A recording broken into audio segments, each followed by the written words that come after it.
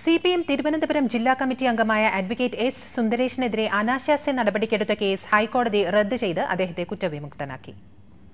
ഈ വർഷം ഫെബ്രുവരി 14 വൈകുന്നേരമാണ് അഡ്വക്കേറ്റ് സുന്ദരേഷിനെയും അദ്ദേഹത്തോടൊപ്പം കാറിൽ യാത്ര ചെയ്ത സ്ത്രീയെയും മംഗലപുരം പോലീസ് അനാശാസ്യ നടപടിയുടെ പേരിൽ കസ്റ്റഡിയിലെടുത്തത്. സുന്ദരേശൻ DGPക്ക് നൽകിയ പരാതിയെ തുടർന്ന് ഈ കേസ് കള്ളക്കേസാണെന്ന് അന്വേഷണം നടത്തിയ AIG കണ്ടെത്തിയതായി സുന്ദരേശൻ വാർത്താസമ്മേളനത്തിൽ പറഞ്ഞു. ബഹുമാനപ്പെട്ട ഹൈക്കോടതി 20/6/2012 ഈ ക്രൈം കോഷ് ഇതിൻ്റെ ഡീറ്റെയിൽസ്, സാധാരണ കോഷ് എന്ന് പറയുന്നത് ഒരു സെൻറ്റൻസ് അല്ല, വളരെ വിശദീകരിച്ചുകൊണ്ട് തന്നെ ജഡ്ജ് എഴുതിയിട്ടുണ്ട്. ITP ആക്ട് എന്ന് പറയുന്നത് ഈ ഒഫൻസ് അത് ബാധകമല്ല എന്ന് തുറന്ന് പറയുകയാണ്. അങ്ങനെ തികച്ചും അനീതിയാണ് എനിക്കുണ്ടാക്കിയത്.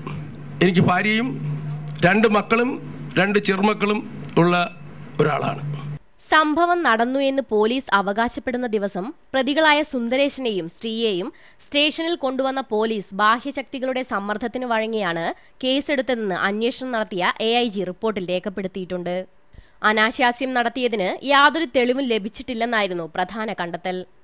സദാചാര പോലീസ് തടിച്ചുകൊണ്ട് ഇന്ന് ഇന്ത്യ രാജ്യത്ത്, കേരളത്തിൽ പ്രത്യേകിച്ചും ഒരുപാട് കാര്യങ്ങൾ നടക്കുന്നു.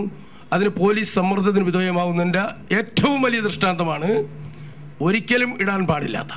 നിങ്ങൾക്ക് ഹൈക്കോടതി ജഡ്ജിൻ്റെ ആ ഇൻ്റർപ്രിട്ടേഷൻ തന്നെ കിടപ്പുണ്ട്.